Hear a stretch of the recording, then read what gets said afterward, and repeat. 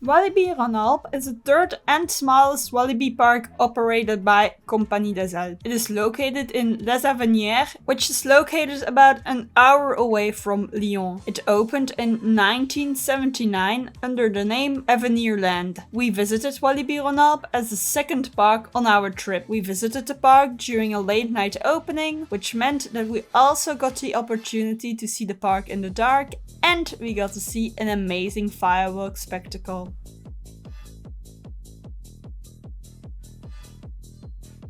Walibi Rhône-Alpes is home to 6 roller coasters. These are Coquinel, a Tivoli Zero coaster, the double 8-figure layout to be exact, Generator, the smoothest and best Vekoma boomerang I've ever ridden. This coaster has lap bars instead of the classic over-the-shoulder restraints that can be found on other Vekoma boomerangs. These make for a way smoother ride experience and make the ride way more comfortable. And you can actually enjoy all the intense forces that the boomerang has to offer. Generator is the only boomerang I've voluntarily ridden multiple times because I actually enjoyed it. Woodstock Express is their wild mouse constructed by Zamperla. This is your standard layout, although I thought that this one was a bit of a weaker wild mouse. Mahuka, Mystic and Timba are their 3 bigger coasters. These 3 coasters make up for an amazing 1-2-3 punch in the park. These coasters will all get a separate review, so stay tuned for those videos coming out soon. Even though Walibi Rhône-Alpes has fewer coasters than all the other Walibi parks, which both have 10 coasters by the end of next year, it does have a very solid and qualitative ride collection. We got plenty of rewrites on all the major coasters and enjoyed them every time we rode them.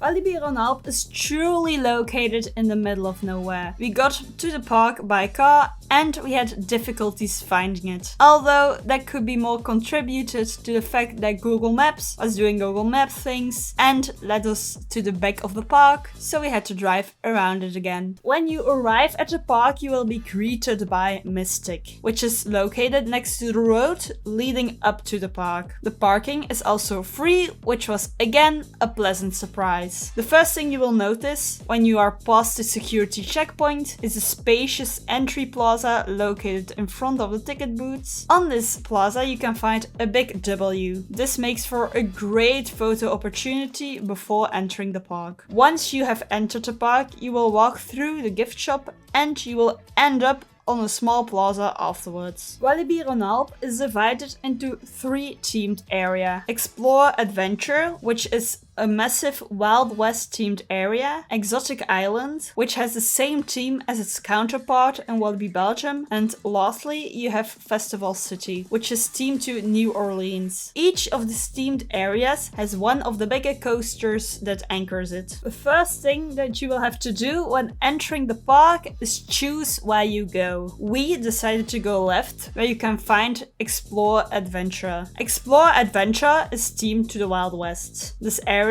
is home to 2 big thrill coasters, the Wild Mouse and a couple of flats. You can also find the rapids over here and a fun monorail that travels through the area. This area is actually really pretty. It occupies the whole left side of the park and it has its own little lake in the middle of it. It is definitely one of the better Wild West themed sections out there. The next area that you will encounter is Exotic World. This area has the same theme as its counterpart located in Walibi Belgium. And just like Exotic World in Walibi Belgium, Walibi Rhône-Alpes version is anchored by an Intamin. Mahuka is located at the very back of Exotic World and it has its very own little area inside of Exotic World. This area is elaborately themed and definitely sets a new standard for theming inside the park. In Exotic World you can also find a teacup splash battle, a water play area, coquinel and a log flume. These are all really fun and tie into the Exotic World theme with water elements elements. The log flume in Walibi Rhône-Alpes, named Bamboo's River, was also quite fun. It isn't anything special and it is actually quite short, but it has a unique water effect that gets you soaked. Absolutely soaked. The last area is Festival City. This area takes up most of the right side of the park. This is definitely the most unique area in the park, as I can't think of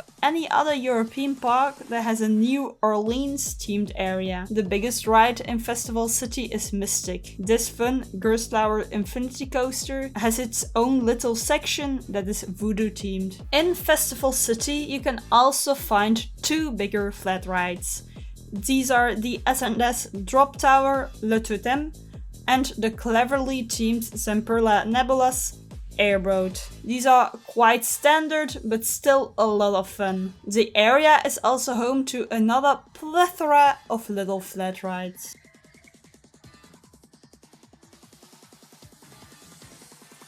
Walibi Rhône-Alpes has a wide variety of small snacks, bigger dishes that can be found in the park. You can find healthier options in Exotic World in the form of chicken sandwiches and fruits. In Explore Adventurer, you can find your standard theme park hamburger and chicken nuggets, which are okay-ish. Nothing too special, but also not bad. We didn't eat anything in the Festival City section of the park, but that area has some sweeter options, such as pancakes and waffles. Most of the bigger sit-down restaurants are also located over there.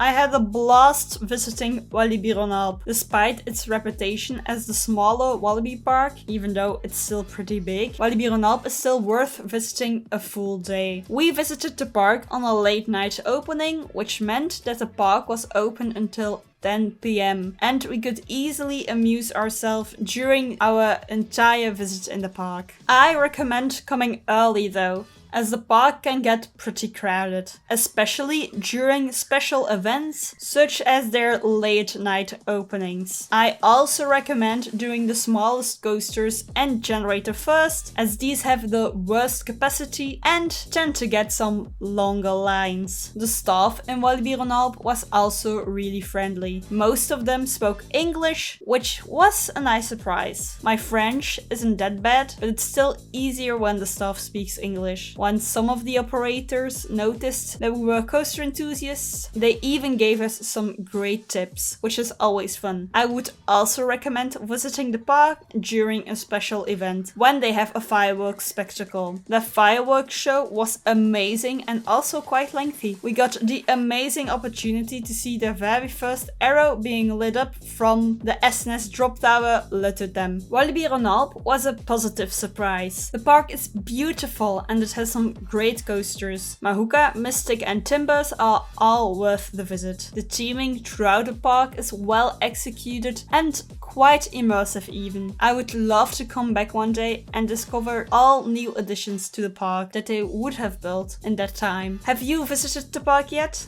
If you enjoyed this video, leave a like and please subscribe for more coaster and theme park adventures. Bye!